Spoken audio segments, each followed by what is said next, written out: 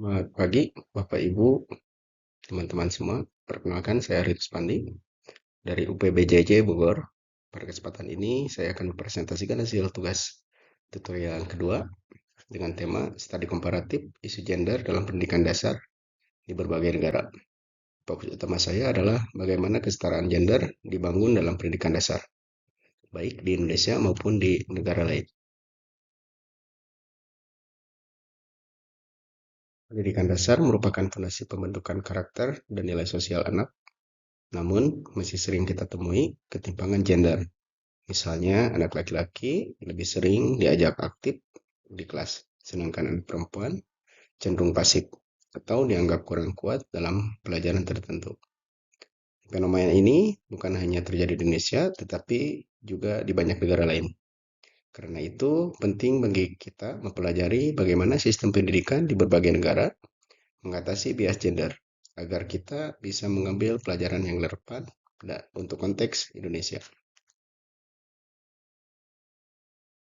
Artikel pertama yang saya kaji berjudul Upaya Peningkatan Kemampuan Kesetaraan Gender melalui Pembelajaran Berbasis Gender Social Inclusion atau GSI di SD yang disusun oleh Nur Ngajija dan rekan-rekan pada tahun 2022. Penelitian ini membahas bagaimana pembelajaran berbasis gender social inclusion dapat meningkatkan pemahaman dan sikap kesetaraan pada siswa sekolah dasar.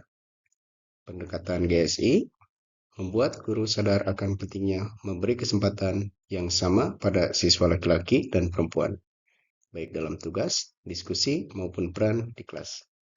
Hasilnya menunjukkan bahwa ketika nilai kesetaraan ditanamkan secara sistematis, siswa lebih menghargai perbedaan dan berperilaku lebih adil terhadap teman sebayanya. Meskipun hasilnya positif, implementasi GSI tidak lepas dari tantangan. Banyak guru yang masih kurang memahami konsep gender, dan materi ajar seringkali belum responsif terhadap isu kesetaraan.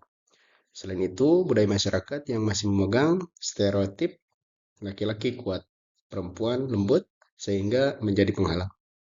Artikel ini merekomendasikan agar pelatihan guru mencakup perspektif gender, kurikulum sekolah, mengintegrasikan nilai GSI, dan orang tua dilibatkan agar perubahan nilai tidak terhenti di sekolah saja. Sedangkan artikel kedua adalah penelitian Oji dan kawan-kawan yang pada tahun 2023 yang berjudul Teacher Achievement and Gender Achievement Gaps in Primary Education yang dilakukan di Inggris, Jerman, dan Amerika Serikat. Studi ini menganalisis apakah penilaian guru terhadap siswa dipengaruhi oleh gender dan bagaimana hal itu berdampak pada prestasi akademik. Hasilnya menarik, guru di ketiga negara tersebut ternyata cenderung menilai anak perempuan lebih tinggi dalam bahasa, tetapi lebih rendah dalam matematika dibandingkan anak laki-laki. Bias penilaian ini terbukti berdampak jangka panjang terhadap capaian akademik siswa. Jika dibandingkan, artikel Indonesia dan studi internasional sama-sama menunjukkan bahwa bias gender muncul dari perilaku dan persepsi guru. Namun, konteksnya berbeda.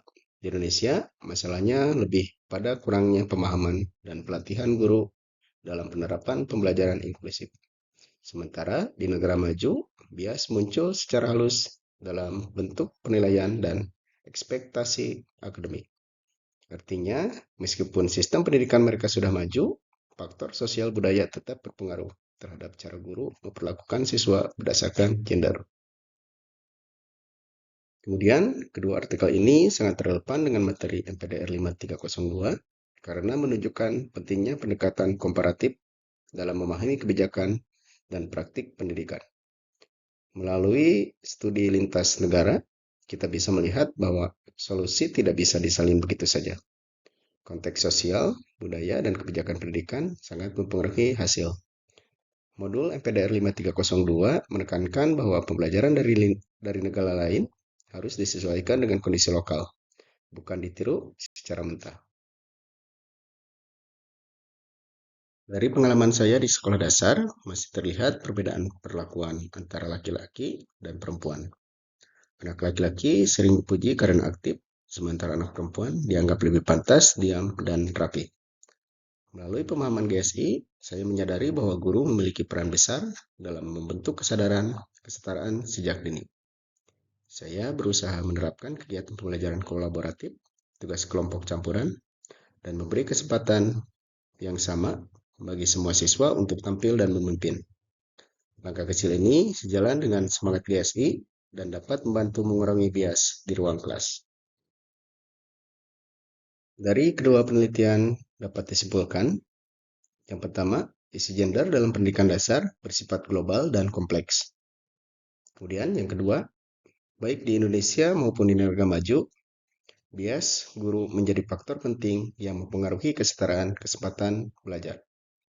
Yang terakhir, yang ketiga, solusi yang diperlukan meliputi pertama, pelatihan guru berbasis gender, kedua, penggunaan asesmen objektif, dan yang ketiga, kurikulum yang mendorong nilai kesetaraan. Dengan memahami praktik di berbagai negara, kita dapat memperbaiki sistem pendidikan nasional agar lebih inklusif dan adil bagi semua anak. Sebagai penutup, studi komparatif bukan hanya tentang melihat perbedaan antar negara, tetapi bagaimana kita belajar untuk memperbaiki pendidikan kita sendiri. Harapannya, guru-guru di Indonesia dapat menjadi pelopor kesetaraan gender di ruang kelas, sehingga pendidikan dasar benar-benar menjadi tempat yang adil dan inklusif bagi setiap anak. Terima kasih atas perhatian Bapak Ibu semua. Akhirul kalam, wassalamualaikum warahmatullahi wabarakatuh.